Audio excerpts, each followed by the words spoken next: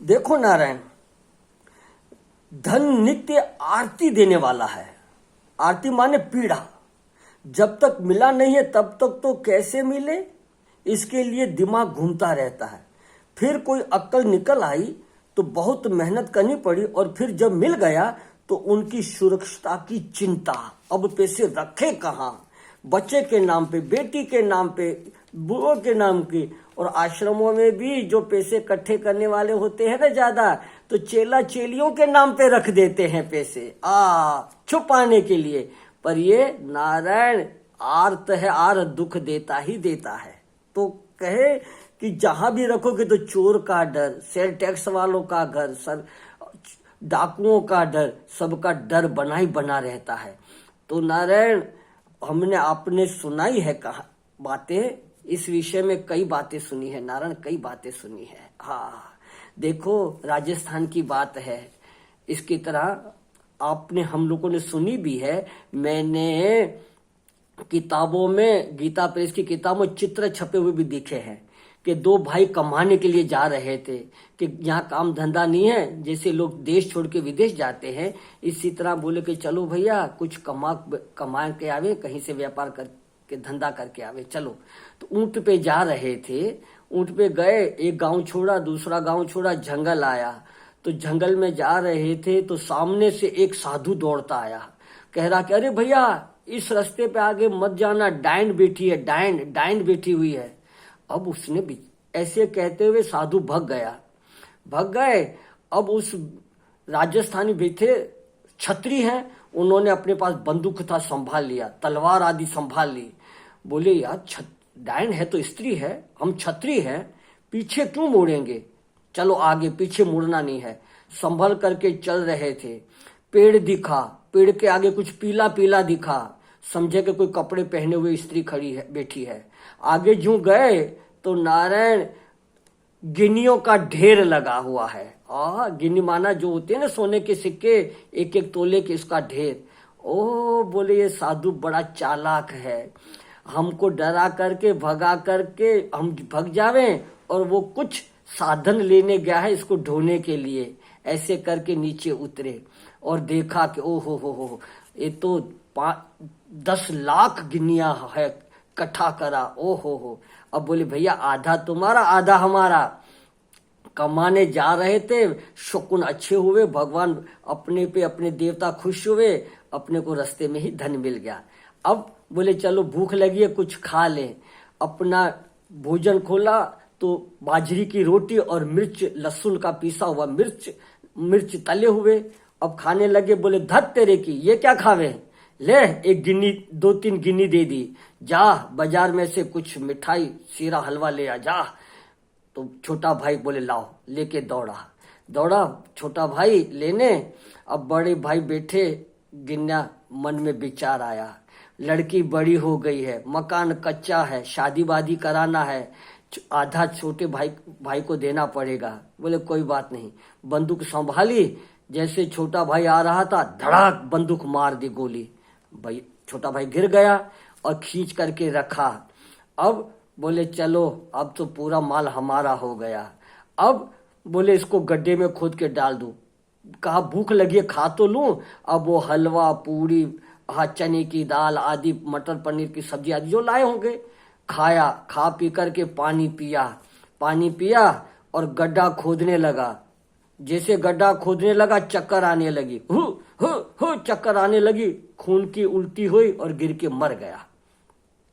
क्या हुआ कि छोटे भाई जो सब लेने गया था भोजन, उसने कहा मेरे बच्चे, मन में आया बच्चे छोटे छोटे हैं, बच्चे बढ़ेंगे, उनको बड़ा करने के लिए, पढ़ाने के लिए पैसे की आवश्यकता पड़ेगी ही पड़ेगी। अभी आधा हिस्सा भाई ले लेगा तो मेरे पास आधा ही रहेगा। तो क्यों न मैं विष मिला करके गया था वो। और बोले भाई कहेंगे तू खा ले, अपने चले खावे, तो मैं कहूंगा कि मैं थक गया हूं चल चल के, आप खा लो फिर मैं खा लेता हूं। वो खा लेगा और मर जाएगा और सारा धन मैं ले लूंगा। देखो धन रूपी डायन दोनों भाइयों को खा गई। इसी तरह नारायण ये भाई भाई में भी बैर बनाने वाला ये है। तो बोले कि हम बड़े बड़े महल बनाएंगे, हमारे बच्चे होंगे, हमारे बड़े बूढ़े लोग साथ रहेंगे, हमारे अपार संपत्ति होगी, हाथी घोड़े मोटर आदि होंगे। लो, परंतु कुछ भी रहने वाला दोस्त नहीं है। वह सब का सब बड़े बड़े साधन परिश्रम करके इकट्ठे किए, लेकिन ये चल दुनिया में कोई तुम्हारे पास रहने वाला नहीं है।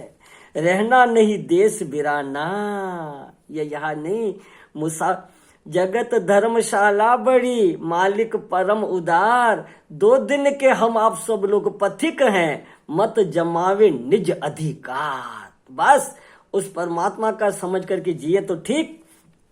तो या अब कहें कि या तो हम सब छोड़कर चले जाएंगे, और या तो तुम स्वयं सबको छोड़ के चले जाएंगे। हाँ, पड़ेगा।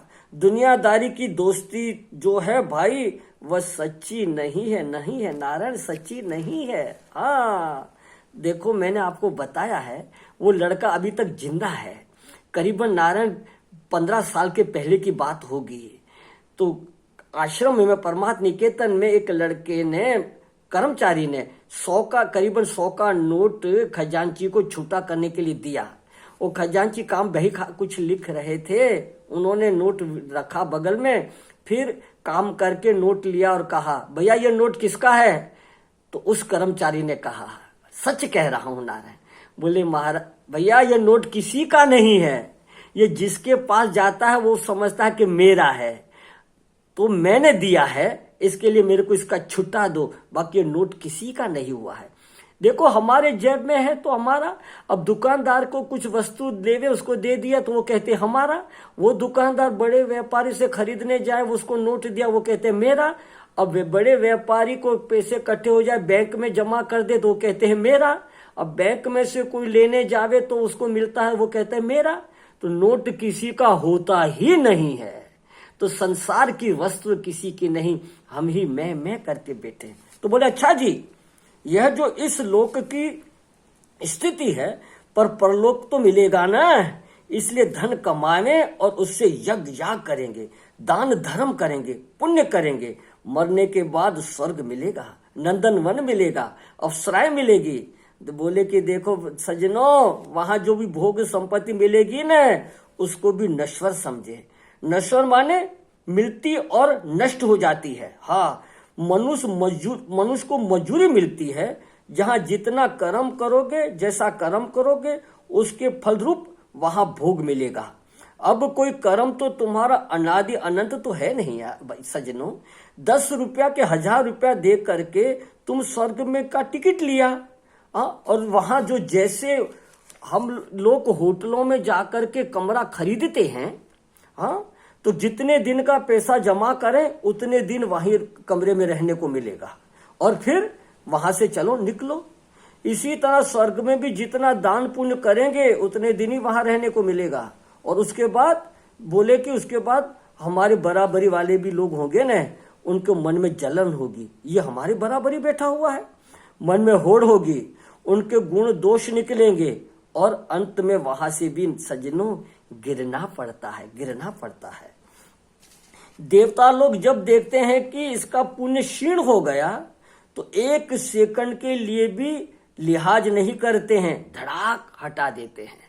देखो नारायण, वहां कोई किसी की दया नहीं करते हैं।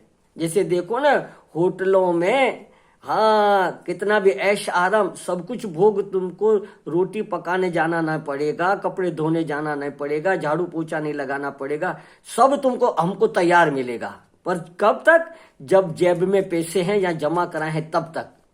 अगर फिर अगर होशियारी करें कि हम नहीं निकलेंगे तो नारायण पुलिस आ जाएगी। अगर पुलिस से भी नहीं निकलेंगे तो मिलिट्री में आकर के धक्के दे करके निकाल दिया जाएगा। इसी तरह नारायण स्वर्ग का भी यही हाल है। तो समझदार व्यक्ति हमेशा इस कर्मों से मुख मोड़ देवे, इस भोगों से मुख मोड़ देवे, अपना जीवन संयम सदाचारी से चला करके और नारायण धर्म को कमावे। हाँ, क्योंकि सच्चा साथी तो धर्म है। हाँ, और कोई नहीं, अपना कर्म है कि यमराज की जब अदालत चढ़ोगे, पूछेगा हाकिम तो क्या तुम कहोगे, कर्मों का लेखा चुकाना पड़ेगा। काया कुटी खाली करना पड़ेगा, रे मन मुसाफिर निकलना पड़ेगा। तो वह समय को सामने देख करके अपना जीवन बितावे। तो देखो नारायण,